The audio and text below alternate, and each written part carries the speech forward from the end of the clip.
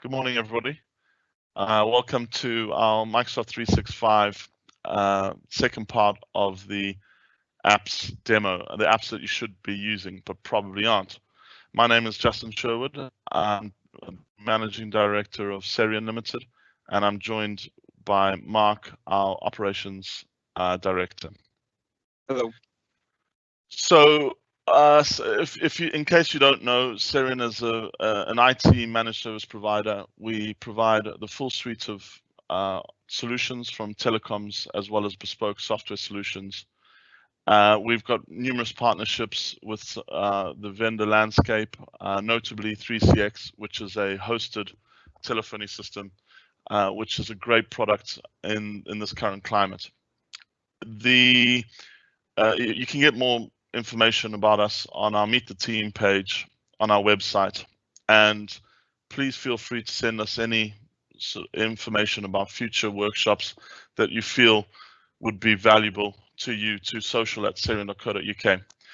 On the right hand side of your screens, you should see the conversation panel with a question mark, and if you click on that, it'll bring up the live Q&A panel where you can ask a question. Please put your name in.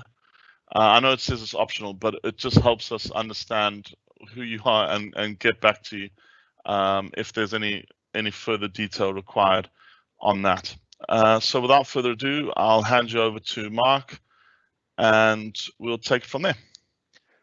Thank you, Justin. The intention today is to show you some more applications within the Microsoft 365 apps family. So we're going to go through OneNote, Bookings, and OneDrive. Me and Justin are going to go through some demos of each one. The reason why we're doing these sessions is we feel that some of these applications, which are not the mainstay ones, such as Teams, what we've covered quite a few times. Again, there's loads of videos on our YouTube channel. Please have a look. We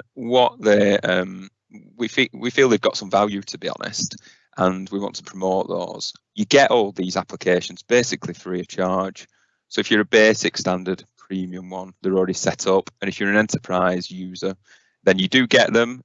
Some of them, such as Bookings and MileIQ, which we'll cover in a future session, need enabling. So when we go through the demos, if you don't see them, see the same icons we do, just ask your IT support company or whoever looks after your 365 to enable it on the enterprise range. But on all the other ones, it is included. Most of these applications you get access through the office.com portal. As we've discussed on previous sessions, you log into that through office.com or portal.office.com. They're all very similar, but you use your email and your password for your email. Might be the same password as your PC, depending how you have it set up. But you get them, you get access through there. If you struggle to access through that, if you've got two-factor authentication enabled, it might just send a token to where you've had that set up. Depends on your settings, but again, your IT support should be able to help you. And a lot of what we show you can be accessed through the web, desktop and mobile and tablet apps. So even though we're going to focus on certain specific areas, please have a look in like the Play Store and the App Store on iOS devices, because there are apps available for what we're talking about for the majority of, and we'll highlight the ones that don't. We've mentioned this on everyone we've done, and it is probably the last one we do, to be fair, but Office 365 has been renamed to Microsoft 365.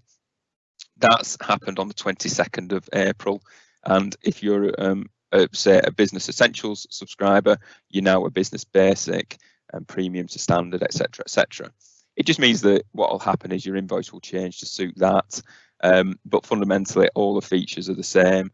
There's no fundamental functionality change. It's just a branding re-exercise, which Microsoft are exceptional at confusing people on this. So hopefully this gives you a bit of an idea of where you're at and what you're paying for these days.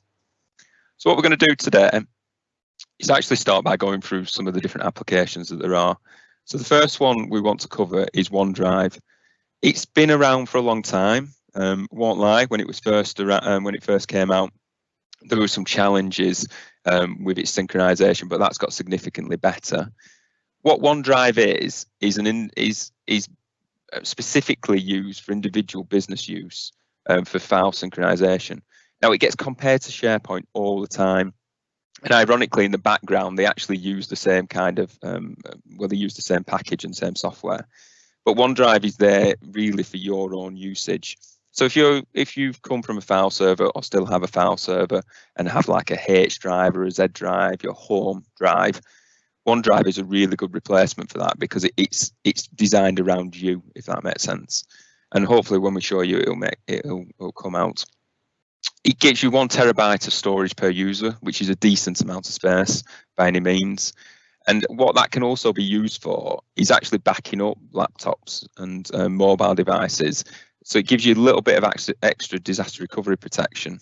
Some of our customers, for example, we can set up via the network that it forces users to save documents into a OneDrive area. And therefore, you know, if you lose your laptop, you know that all your documents would have been backed up to OneDrive. It doesn't replace things like encryption for GDPR and the ICO standards, but it does give you a little bit of a warm feeling that you have got some local backup on devices if you don't already cover them. And the idea of OneDrive is to basically easily store your personal documents, and then if you want, share them out to other people, a little bit like SharePoint, but it's around what you do on a day-to-day basis. So what I'm going to do is I'm going to just jump to my desktop and give you a bit of a demo of how it all works. Second. So hopefully you can see my desktop now. Once I come off screen, what this is basically how you can access the OneDrive area. So this is the portal which you log into through office.com. From here, you have a OneDrive icon on it to get to it. So when you click that, it'll open up this screen, and this is OneDrive in a nutshell. It looks like a file repository. So from here, you can create folders from this menu at the top in terms of making a new folder structure if you want. So you just click it and give it a name. And it'll make it out for you. You can also create files from here directly as well if you wish, which can be quite useful actually if you're using a device that isn't a Windows-based device. So for example, if you've got an iPad and you're using it from the browser, you will basically be able to make a Word or an Excel file within it. And it's quite feature rich these days as well. So you can go off and make a new Excel file and edit it like you would do normally. Just a bit of a helpful tip with OneDrive, and when you're making files within the browser, you don't really get the chance to name it when it starts. So you rename it at the top here when you want to do, and it saves it automatically. And everything you do within the browser and within OneDrive and within SharePoint, it saves it all the time. So there's actually no save button here. When you go to it, it's always there, and it's always saving every change that's made, basically. So you can get you can populate your OneDrive with folders and files through the browser. Quite easy to do as well. So if you've got a file that you've got local on your machine and you want to put it into OneDrive, all you do is drag it across and it moves it over there, and you can see it'll upload it there straight away for you. So that's possible. And then once you've got those files and folders in there, you get the additional features of OneDrive, which I'll touch on in a second. And it allows you to basically make sure that they're available from any kind of application. So it is worthy of note that what I'm looking at here is the browser.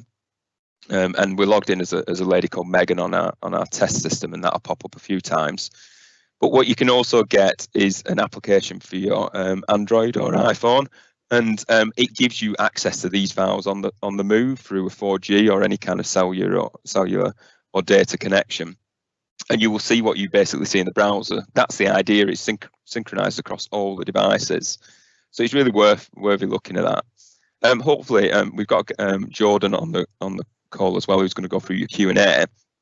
But there is some links which we'll publicize, which actually give you an idea of why OneDrive is different from SharePoint and where it can be used, and why you can use the apps as well and where you can get them from. So what can be quite useful in here is actually once you've got your folders and your files within your OneDrive section, so you start populating your 1 terabyte, you get a whole host of features from in the browser and on your PC, which I'll touch on in a minute, which allow you to do quite nifty things with it. So first of all, what you'll notice is you've got this little ellipses by every file you have. And if you click that, you get a few little options.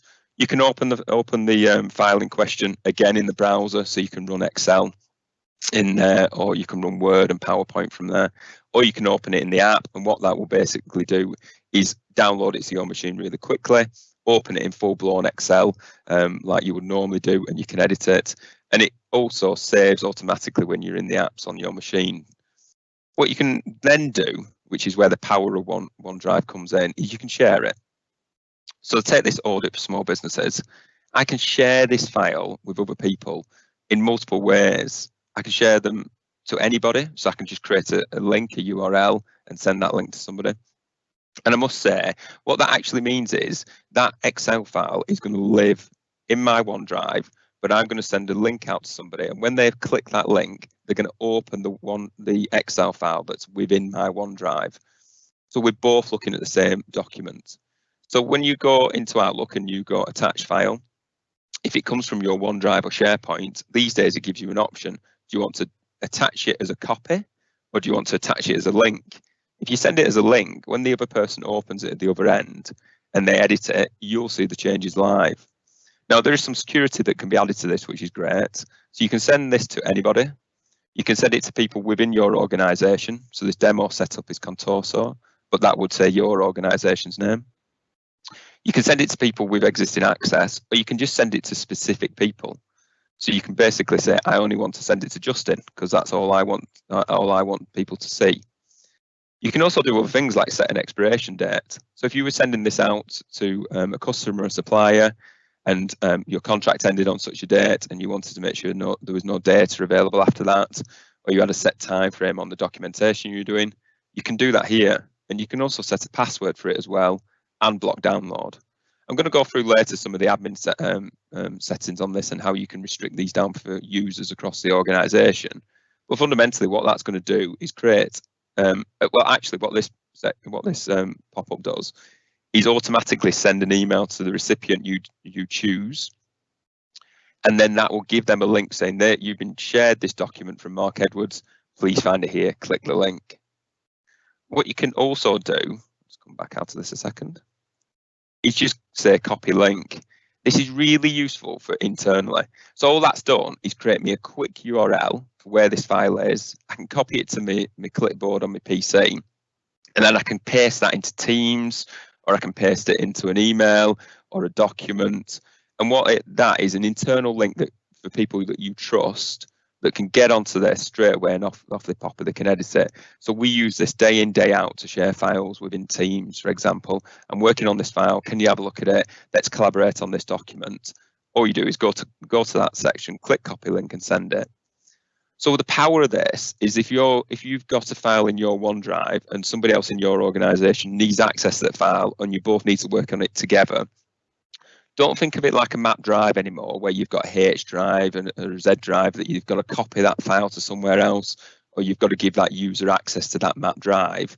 You send them a link, leave the file wherever it is, and then they can share and look at it. What is really useful here in the left-hand side is there's a shared facility. And from here, you can see all the files that have been shared with me. So these are the ones that have, somebody else has shared with me. But also for security, you can see what you shared out. So these are the files that I've shared out to other people. So if I ever want to kill the access to that, I can do that quite easily by just going to here and managing access. And on the right-hand side, it'll pop up and say, actually, this employee health accounts, all these people have access to it. So if I want to say, oh, Johnny, I need to get rid of, I can stop sharing that, and I can actually change what he can do. He can view and edit them as well. So it's a dynamic way of being able to access people's files, which isn't revolving around, I've got a H drive, basically. So that's one of its massively powerful areas within there. Other things that you can do when the files are in the browser as well is you can move, download, and rename and the usual stuff. But then there's something called Automate and Power Automate, which we're going to cover on in our next session next week, which Justin and Andy are going to go through. But you can set triggers on files so they can do things. So we can copy it. When a file's made in my OneDrive, I can automatically make a PDF out of it, for example. But we'll cover that in a later session. The next element of OneDrive, which is hugely powerful, is the version history.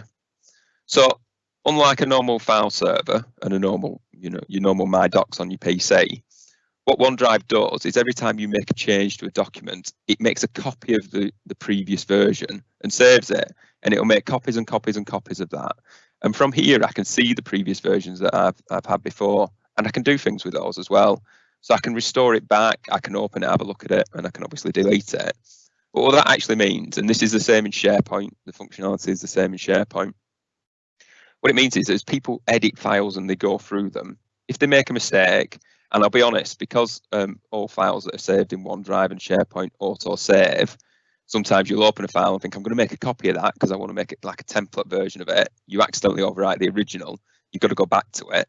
Then you can just go back here and restore. It doesn't require your IT support or your IT department to do a full restoration from tape or USB or cloud backup. So that's a really useful feature that we would recommend as well. What's also worthy of note is there's a recycle bin in OneDrive. That's not your recycle bin on your PC. So they are two separate things completely. But as you're working on files within OneDrive and you delete them, for example, it'll go into this recycle bin and it'll keep them for circa 30 days and then it'll delete them out. And there is a second one in the background that your admin can get to if it really goes messy and somebody empties out the recycle bin. But it does give you a little bit of a second redundancy in case something is deleted off your current OneDrive. So what I've got here is a nice repository of files. I've started collecting files up. They've started being added into there and I've created a folder structure. What you can then do with OneDrive is using this sync button here, is sync it to your machine. I won't run through the wizard because this is a demo account.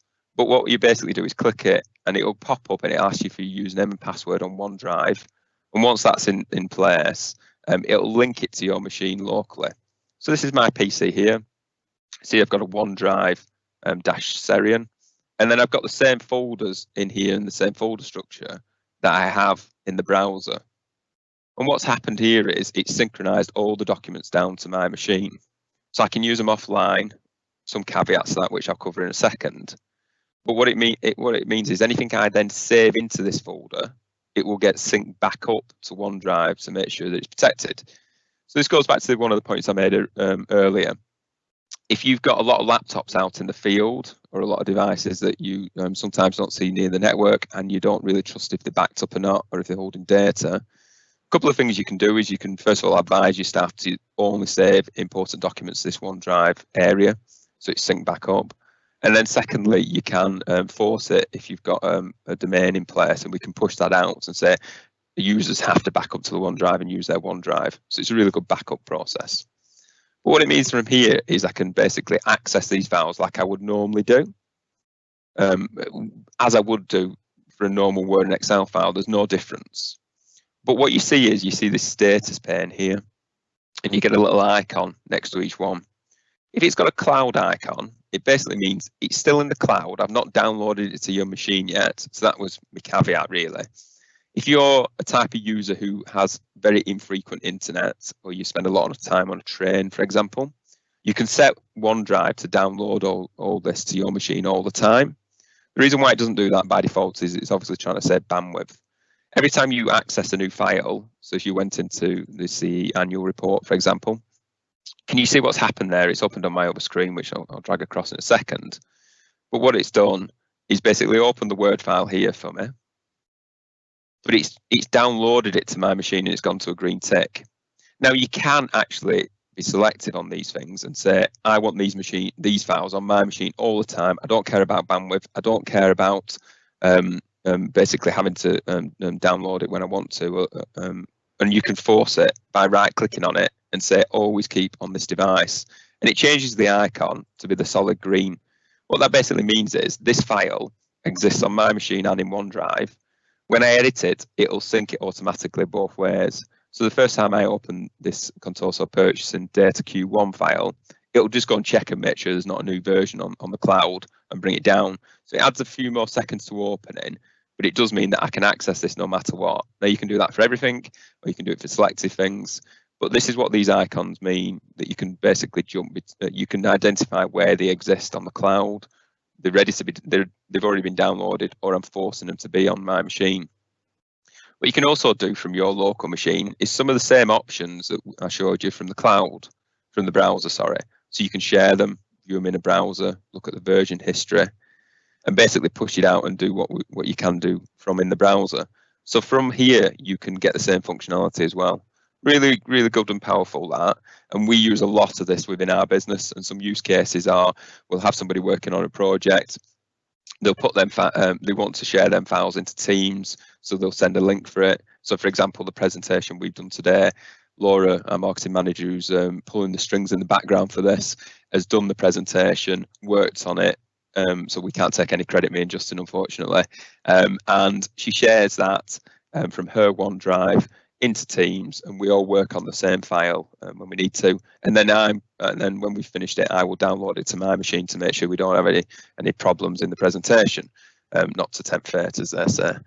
So it is really worth it, note that you get the same functionality, and the use cases are endless. Everyone uses Word and Excel files, so you can share them, push them around, and it moves away from that kind of mentality of having a P or a Z drive for marketing and accounts, and just what you feel is right for your business. There's no right or wrong here, so just consider any processes, and we talked about this in the last session.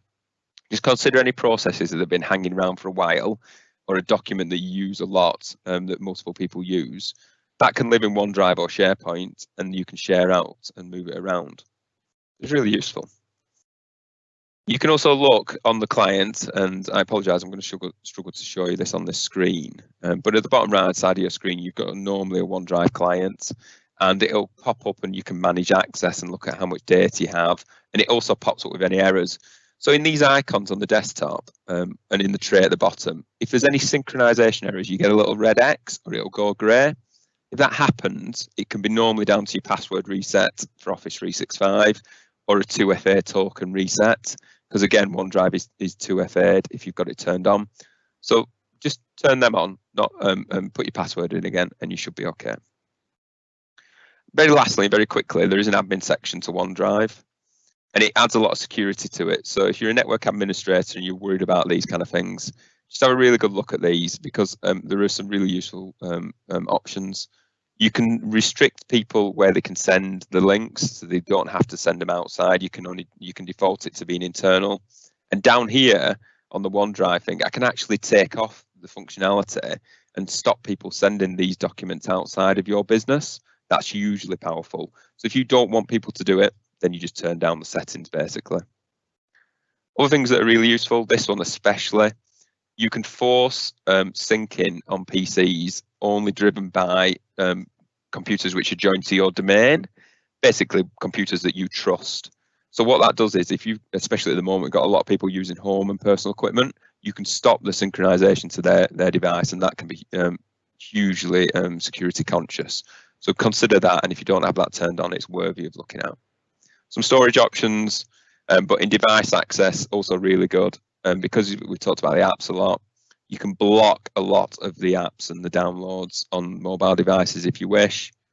And then on compliance as well, you can make your own data loss prevention policy. A good example of that is it will look and read documents, and if there's any sensitive information such as credit card information, it will stop those documents being sent out of your organization and track them and report on them as well. So while OneDrive is absolutely brilliant, it's worthy of not. Yes. Sorry to interrupt. Another prime example of that is when you try to move that text file onto the OneDrive of Megan on Contoso, it blocked it. I don't know if anybody noticed on the top right hand corner. Yeah, it did, didn't it? Yeah, so yeah. That's Seriun's DLP policy kicking in there.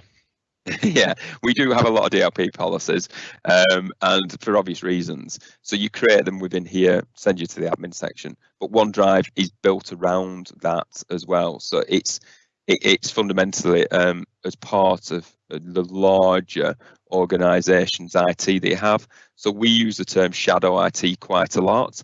Basically, rogue staff going and installing their own applications, Dropbox being an obvious competitor to OneDrive. You don't really have control over that, where these policies allow you to do it. that was a kind of whistle-stop tour of OneDrive, the browser, the admin, and the sync side.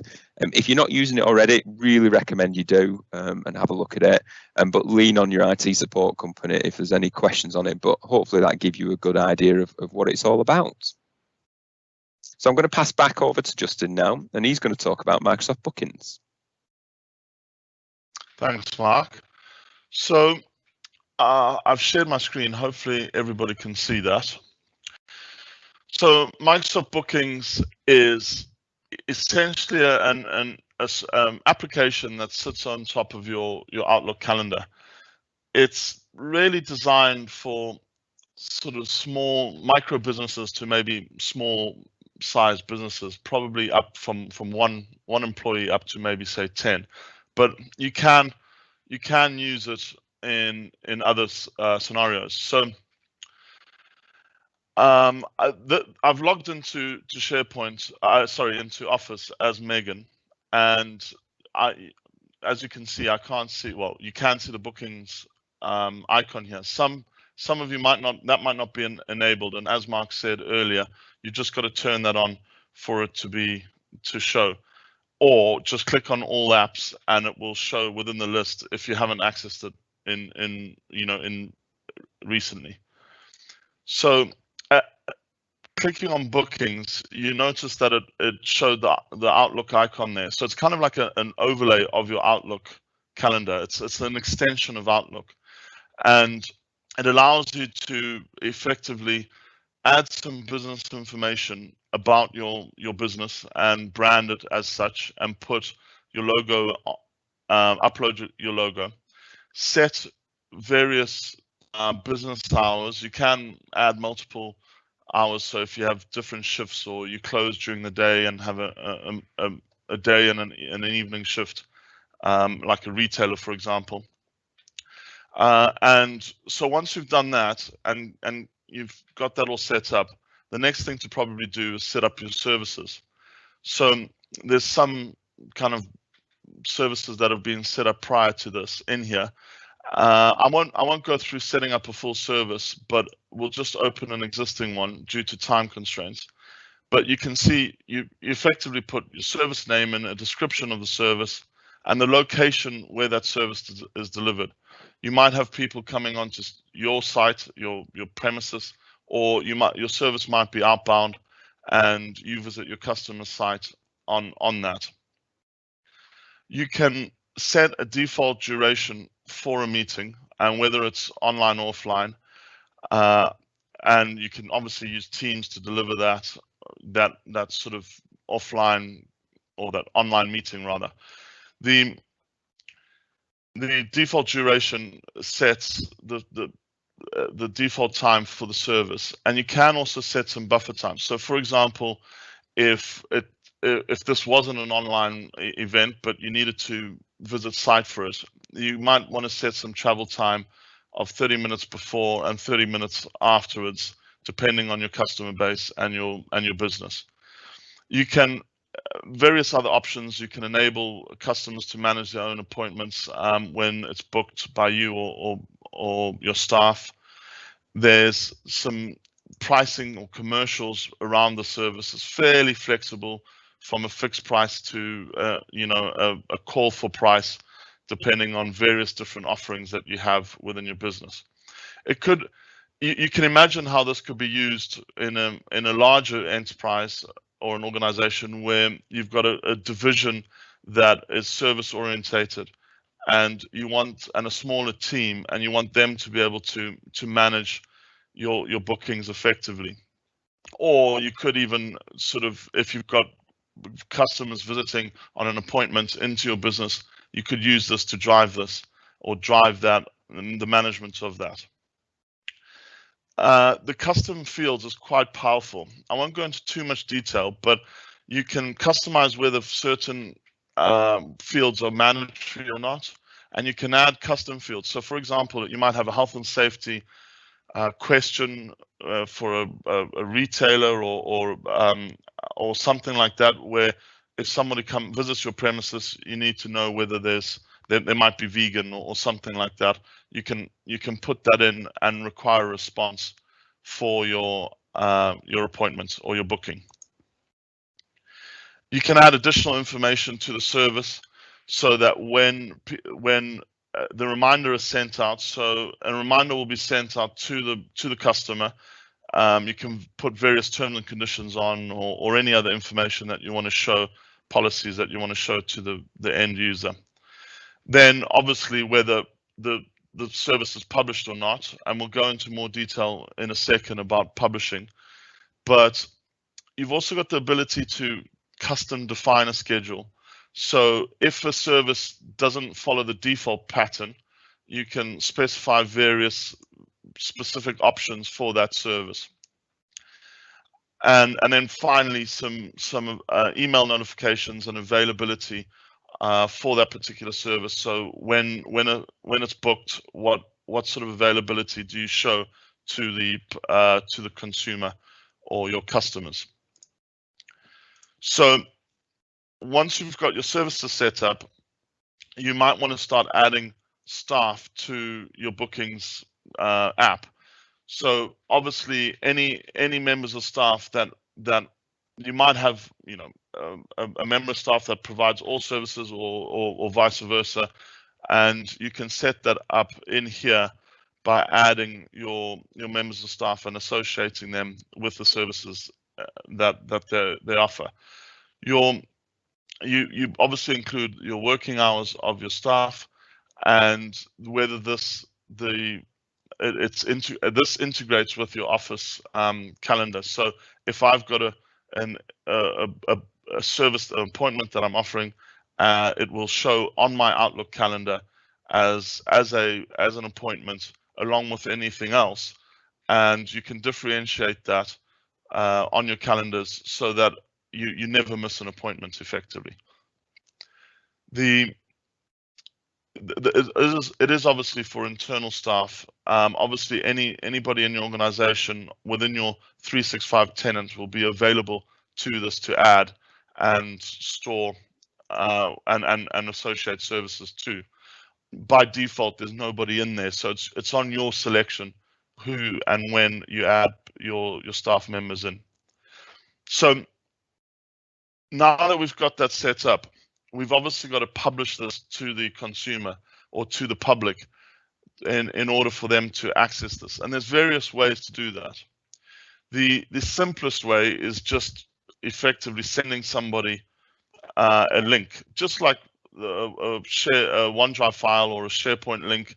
You can send them the URL, and when they click on that link, they'll be able to see your page.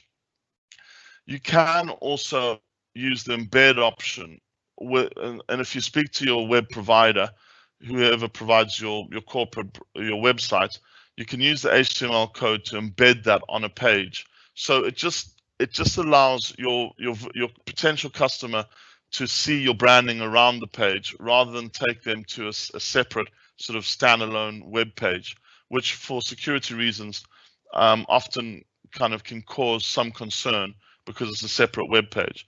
So that's quite handy. You can also connect or use the connect button, or the book now button rather, in Facebook. So you connect this up to your Facebook tenant, and you can then use this button. It effectively sends a link to the page within Facebook. So great for small businesses that are using influencers or using social media as a channel, as a sales channel to their offerings.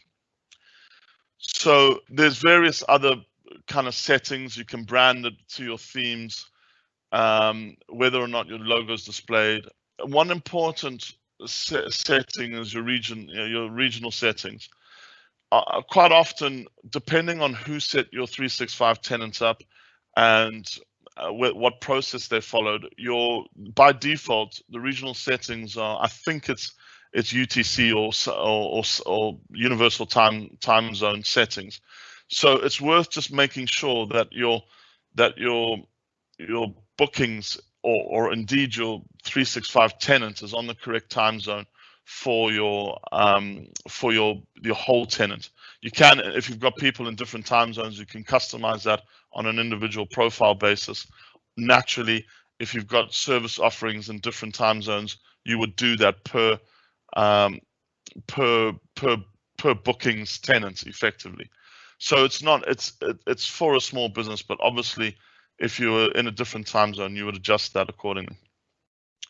This is your default policy, and then there's some kind of default notifications that apply across the whole bookings or across your business as such.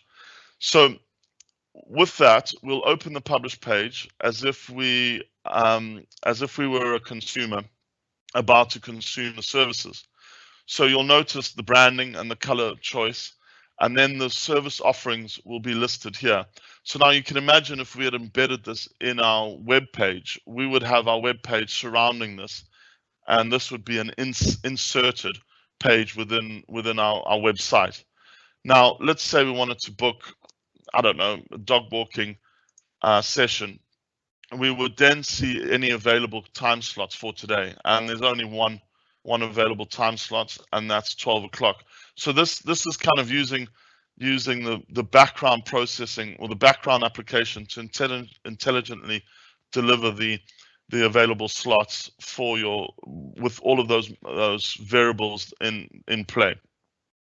And I could obviously book that, fill in my details, and put any notes in to the vendor, to the business.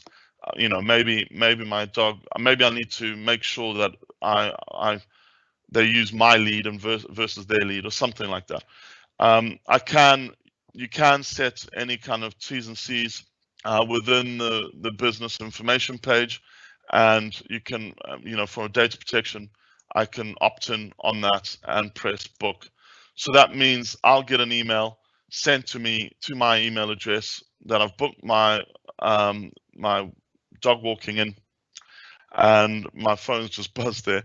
So and then I can manage that booking from that email.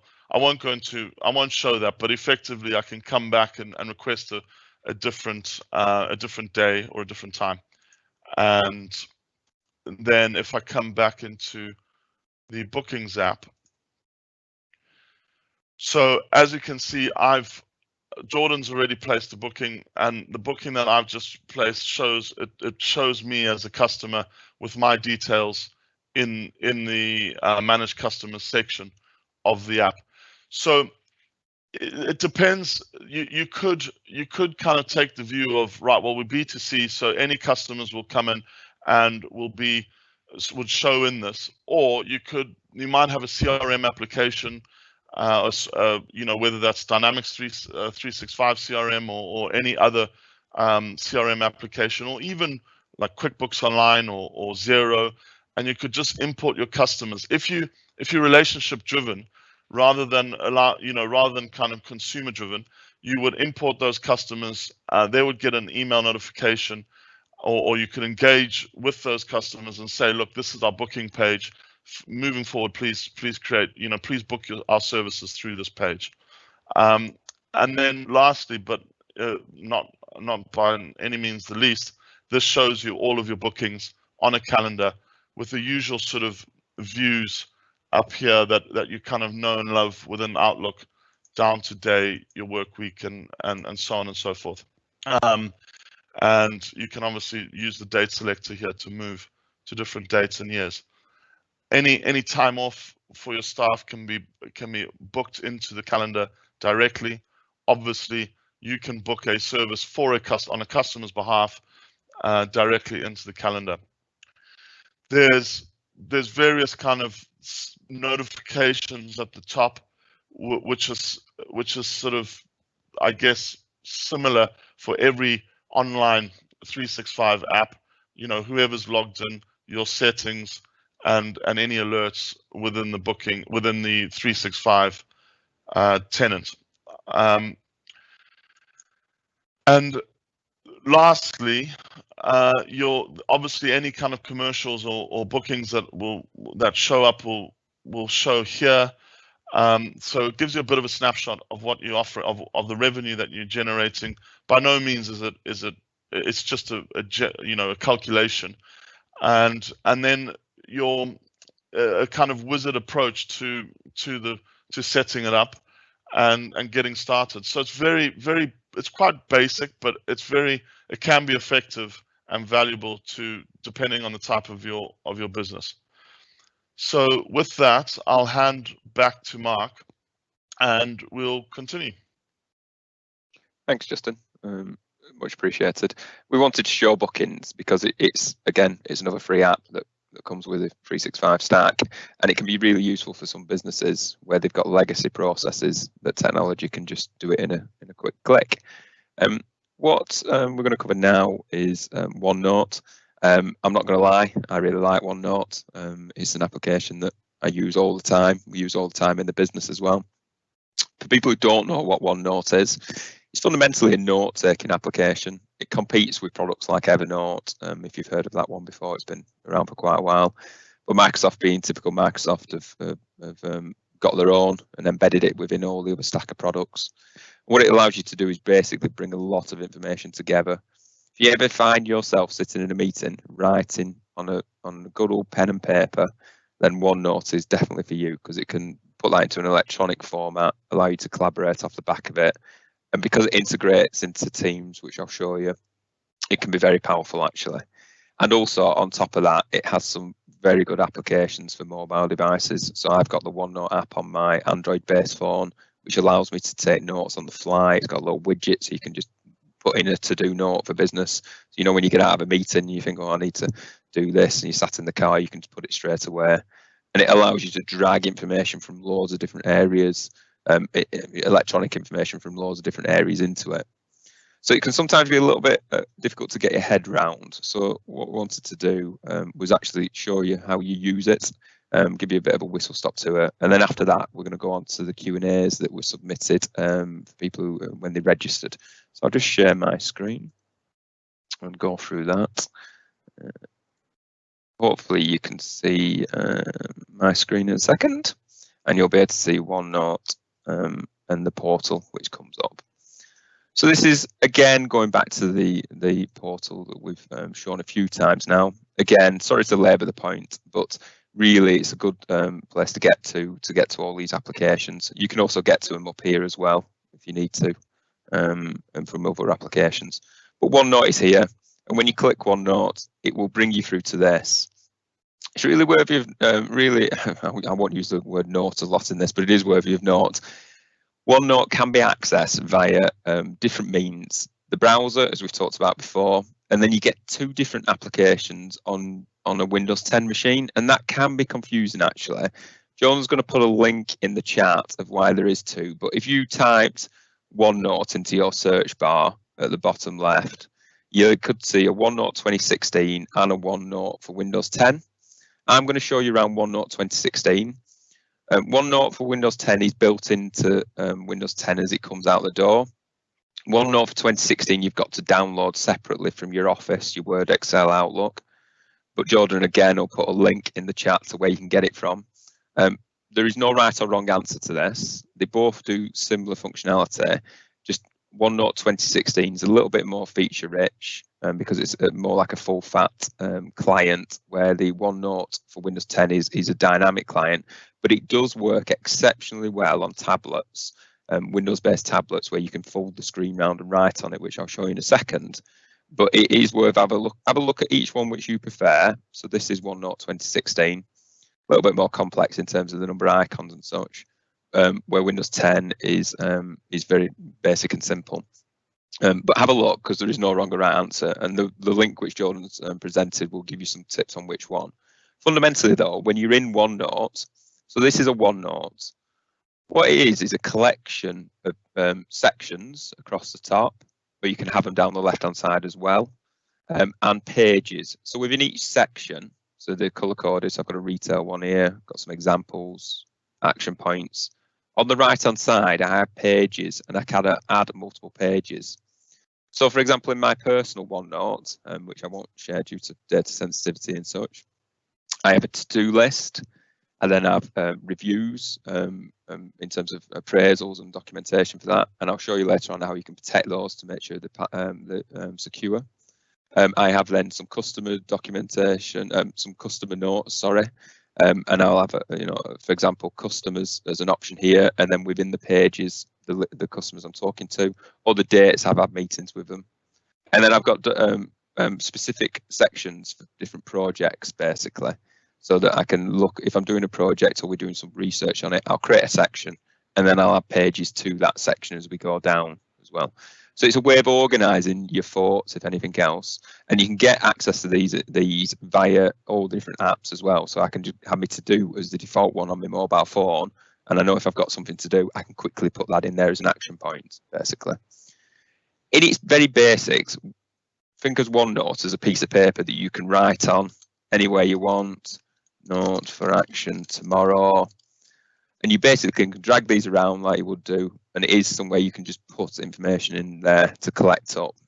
Once you've started doing that, though, you can go further into more examples of information. So you can drag pictures from the internet. So this is quite useful if you're doing research on something. So you have got a new product that you're looking at. So I'm a manufacturing company, for example, and I want to look at X, Y, Z. You can put it into Bing, have a look at that, bring it in. That's the kind of machine I'm looking for. Here's an idea, and I'll insert that into my document. And I've got that there. That is something that I can take notes and draw against and put information on there. If you're writing a help file, so we use OneNote, for example, to create procedures, or at least a base of procedures, and then we'll transpose them into a branded document. I can do screen clipping straight from it. So by clicking this, I can take a screen clip of something. So this is where all my OneNotes are, and it'll get dragged into OneNote, and I've got that. So as you're working through a help file, you can basically take them bits and screen clippings and put them in there and add them into your procedure for this, and then you've got it documented.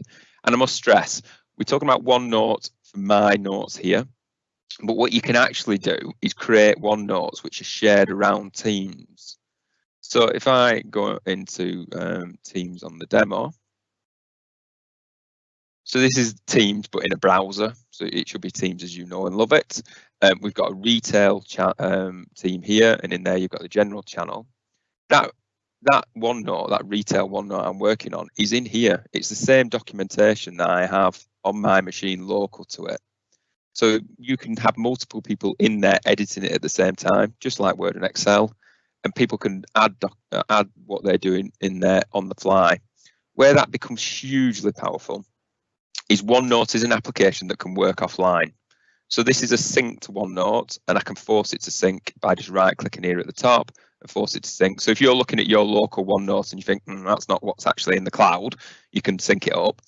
Where this is absolutely brilliant, sorry to sound over-passionate, but I do really like OneNote, you can have a customer section, for example, put your customers in there, and then as your account managers or people who go and do meetings, or if you're doing a project with a customer, you can have them taking notes in the meeting on their laptop or tablet. That can be offline because you won't be connected to their Wi-Fi, or you could just link it to your phone as a 4G. And as they type in notes, those notes are going to go straight back into Microsoft Teams, into this OneNote, and synced for everyone else to see. So what we do as a business, to give you a case usage, is when we go out and see our customers, we'll sit there taking notes in OneNote in the relevant section. And then we can, and I'll show you in a second how you do action points. And then everyone else can see those on the fly live, but also to reference back down the line. So you know that old conversation of, I went to see Joe Bloggs in June last year and we talked about this, this and this. That's where it can be in its scene. And it's not actually related to having access to the person who went to see them at that time. So that's hugely powerful for OneNote. So all other things that you can do in there, which can be useful, especially when it comes around to if you've got a tablet. So if you own a tablet which you can write on, if you've got a pen, for example, you can write documents in there. So you can write things. I apologise for my writing because it looks like a child or a doctor, but I'm writing on this in a way which is not really on the screen. Is held up. So you can write on using a pen or anything you want. I'll get abuse from my colleagues after this, no doubt. So you can write on using a pen. So if you imagine you sat in front of a customer, or you're doing some notes or some documentation, you can sit there and write on it. You can use your mouse or your finger. We've just got some pens that we have, And those can be actually converted to text as well if you wish. So you can click into text and it's OCR'd that into what I actually wrote. And it's quite good. Even with my horrendous handwriting, it's been able to pick most of that up, and it'll point out which things aren't particularly correct or not. You can also do math as well. So if you're doing some calculations on the fly, you can write it like you would write a math sentence, and then click into math, and it would change that to it as well. And that is hugely good if you've got a tablet. And also, what can be useful is you can embed files, which I'll show you in a second. But you can then draw and write on those files as you go in and edit them. Not edit the files, but you can at least annotate what changes you want to make to those and ping them off. Talking about files, you can drag files into your OneNote really easily. So it is possible to do that. I'll just get some out for you. So if you've got any type of files, it doesn't matter. It just embeds them straight into it. So that file we talked about before about the audit. From the OneDrive, I can drag that in to it and it will push it in, and I can attach the file, so it will just attach it. So again, this is very powerful if you're going out to see customers and you need to take some files with you. They could be in your OneNote, in your OneDrive that you've synced off, but if it's shared, you can dump them into here and you can drag them. You can basically insert the spreadsheet totally, it knows what it is. Or if it's more of a document that is a written document, so for example, a PDF, you can insert a printout. So it'll open the file, which is just doing in the background, and it's attached that in there. So I've got what was in that PDF there in front of me. And if I want to, then I can draw it and say, not sure about that, would really need to change that bit. That's not the right color, etc., etc. And I'm making notes on the fly with my OneDrive and putting them in there, and then I can reference those back. And if it's a OneDrive that you've got in Teams or something else, it's synced across the board.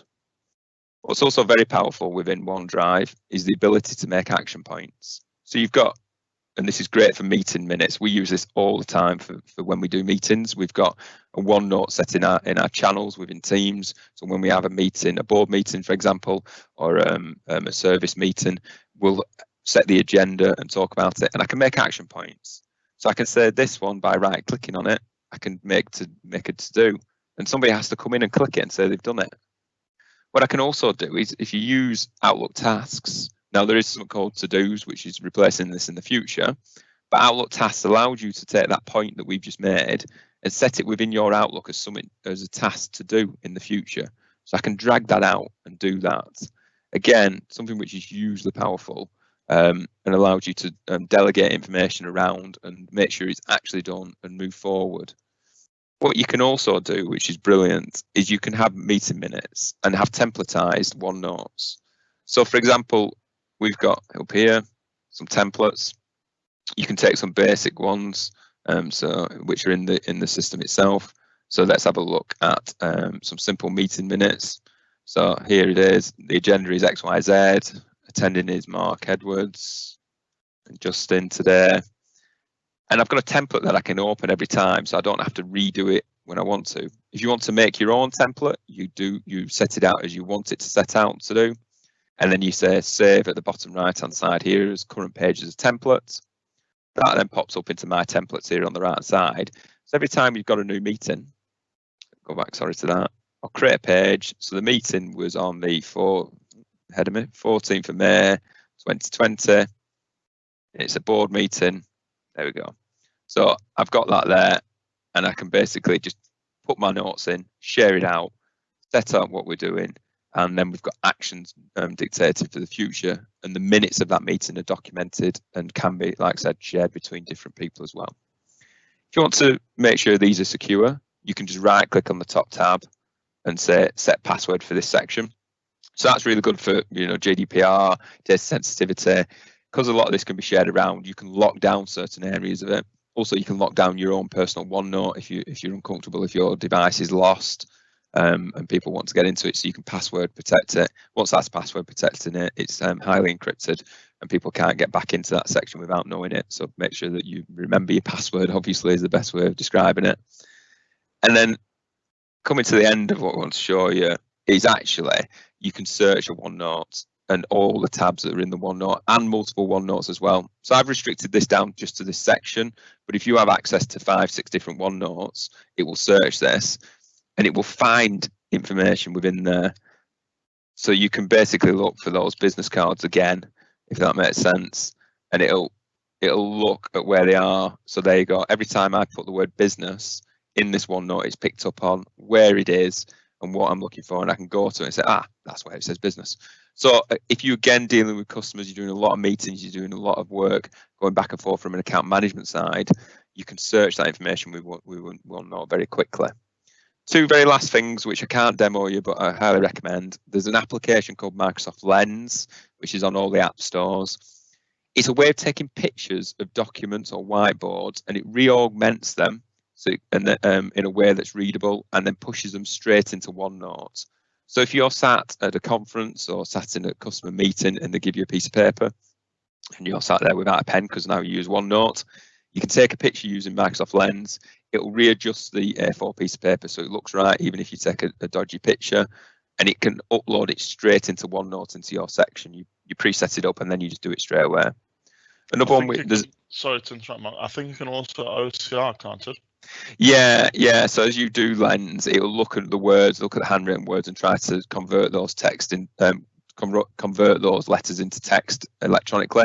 Sometimes not perfect, depends on your handwriting, but it's definitely worth having a look at. Lens is really good for just your receipt claims alone, if anything else. So it's a really good solution. And then very lastly, there's a website called Get Onetastic, which is a paid-for add-on for OneNote, but it adds a huge amount of functionality, such as putting your action points into a calendar, syncing it to your Outlook, reorganizing these tabs in A to Z formations, loads of things, easily worth the few dollars that it costs as well. So very lastly, the reason why we wanted to promote OneNote is its integration into other applications such as Teams, which I know I've covered on, but is really worth a second push. It just helps you take notes through everything you want to do and share them out across the board. So if you are using handwritten paper and pen, please have a look at OneNote, because again, it's within the 365 stack of products and it's got a huge potential for it. So I'll just stop sharing my screen now and I'll go back to the presentation because we've got some questions that were submitted. So hopefully you can see that again. So we'll just go through the questions which came along when people joined this session. So the first one which came was, do all these apps sync seamlessly between each other? Yes. Well, yes and no. Yes, they do, because they're all within the 365 products stack. And if the data is held on 365, as you've seen, I've been able to add a OneNote into Teams and access OneDrive files via links. So they do all sync via your 365 account. Seamlessly is a strong word. It depends what you're trying to sync, obviously. But it does have the potential to move data between them all and get easy access. And also, hopefully, what we've shown you through this and through the other sessions is a lot of these are accessed through portal, www.office.com, and that's where they're all held and seamlessly put into one place. And hopefully that answers your question. The next question was, what's the difference with SharePoint, which Justin's going to go through? Yeah, so essentially, as we described on a previous slide, OneDrive for Business is your individual sort of documents, or your home drive, or your My Documents folder. So there is OneDrive, a personal OneDrive. Effectively, we use the name OneDrive interchangeably, but the personal one is a separate account. It's a kind of live account within a Microsoft tenant. Sometimes people have both, and it can get quite confusing. And our kind of recommendation is if you've got a business business premium account on Microsoft 365, you don't use the personal OneDrive. You only get a limited amount of free space. There's no kind of control across the organization. So for the purposes of this, you're probably going to be wanting to use OneDrive for Business specifically. The difference between SharePoint and OneDrive, as Mark suggested, it uses the OneDrive app for synchronization, But SharePoint is like, think of it like your legacy or your traditional file server. So if you've got files that you want to share that multiple people access on a regular basis, then put them in SharePoint versus OneDrive. If you've got personal or individual files that you want to use within your business, put them in OneDrive for Business, and then share them outward individually from file to person. So it's kind of a different. It's left and right thinking. You know, if multiple people access files on a daily basis, your teams they're kind of shared centrally, then or shared from one point, then use SharePoint.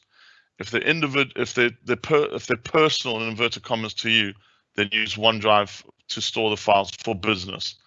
Hopefully that answers that question. The next question, actually, we've got a couple of questions around the same topic. How secure is OneDrive for means of transferring personal data, and how secure is OneDrive as a product? Hopefully I answered this as part of our demonstration within the admin center. I've had a quick look at the chat, and there's been a couple more questions which Jordan has also answered. It is secure, but you do need to take some consideration of how you set up the global settings, and also just a little bit of management consideration before you let all your staff loose on it in terms of how you would let them like to share data.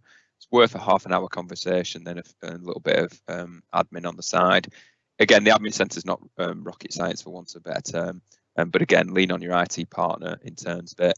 And then we would remind people, turn on that domain join for synchronization. It basically means that anyone who's sat at home on their kid's school laptop can't synchronize their OneDrive because it's not connected to the domain, and that's the first line of defense.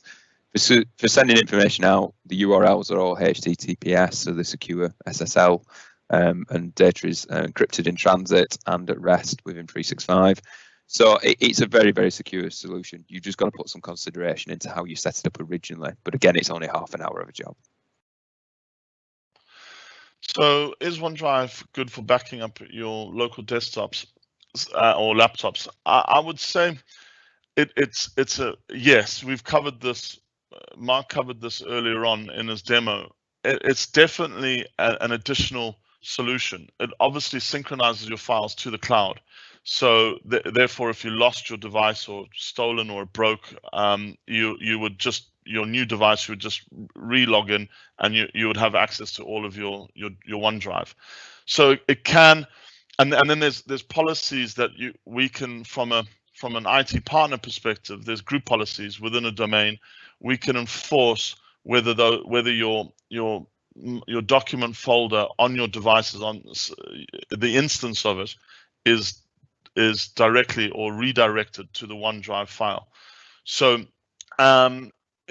it's not a kind of bona fide backup solution or disaster recovery solution, but it is an option in a light way, and it's probably a recommended option by default that you start to move your files off any kind of shadow IT devices such as Citrix, ShareFile, or you might be using other vendors out there, and certainly move your files into OneDrive as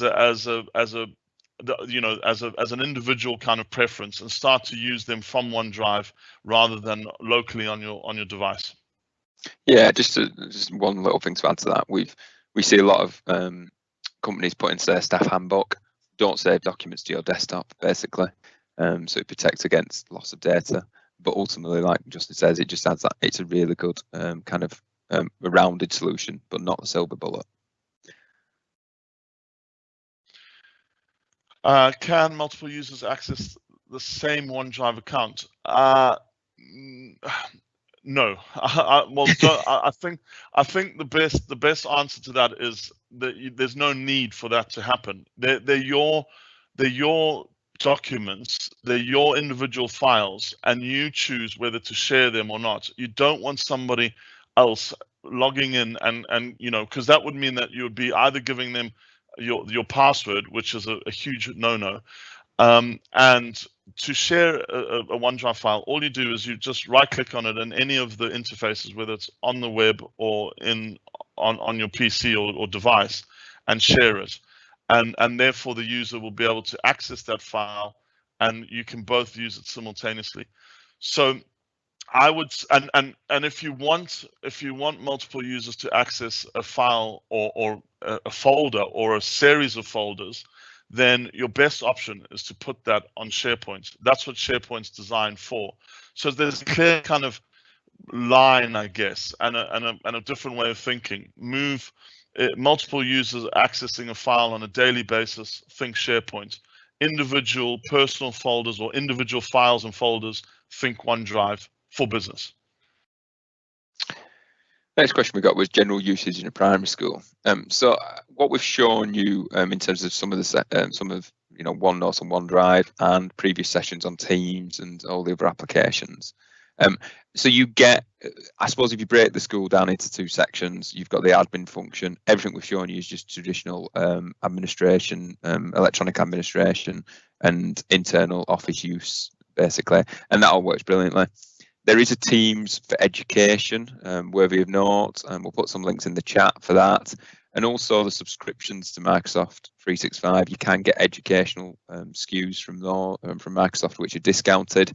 And strangely, into these times, my child, for example, still is using Zoom for their lessons. In some cases, worryingly, but other schools are using Microsoft Teams quite successfully, actually.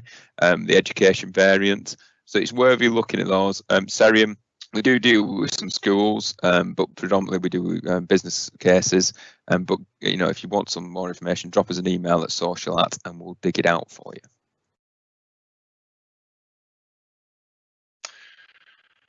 So yes, effectively a Mac user or Mac users have access to most, if not all, of the 365 applications, either via a browser or through the fully blown kind of native app or the application.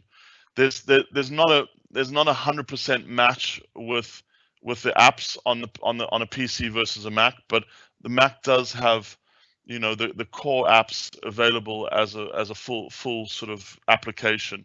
And on this point, there's a load of mobile applications as well that run on both Android and iOS, and it's definitely worth looking at those because they are powerful and they're just getting better at every release. Because your data is stored in the cloud or in your 365 tenant, then therefore your Mac is just an interface to that data, and there's a general shift to move away from using, or not to move away, but to use the web browser as your sort of SaaS, your software as a service kind of platform. So the Mac is definitely a first-class citizen when it comes to 365. Those are the questions we have. So just going to touch on what we've got next week. So we've got the power session, which our power hour. Andy and I will be delivering that. So this is probably quite technical. So if you've got a technical background, or if you want to try and understand how you can really leverage the 365 or the whole Microsoft kind of suite of applications, not necessarily 365. But then this session is for you, and we'll go into more detail into BI, business intelligence. Power BI is an extremely powerful application, and it's picking up momentum. And Power Apps as well is it's a kind of no code or low code solution to be able to build an app that can run on any device, whether it be Android, iPad, iPhone, whatever it might be. You can quickly build internal as well as consumer or kind of public facing apps to gather data and to drive your workforce. Yeah, heavily recommend that session if you want to join the dots up between a lot of the applications we've been showing you over the last few weeks, because you can link some of the elements together. Should be really good. And then very lastly, we've set these sessions up based on feedback from our customers. So please drop an email to social@seriun.co.uk if you've got any ideas for future sessions. We'll book some more after next week, based around what people want, to be honest. So finally, thank you for coming. It's much appreciated. The video of this will be on our YouTube channel, which we'll send out via email with all the previous sessions as well. But thank you very much for your time. Thanks, everybody. Thanks, Mark. Thanks, Laura and Jordan behind the scenes and making all of this possible. And thank you for attending. Cheers, everybody. Cheers.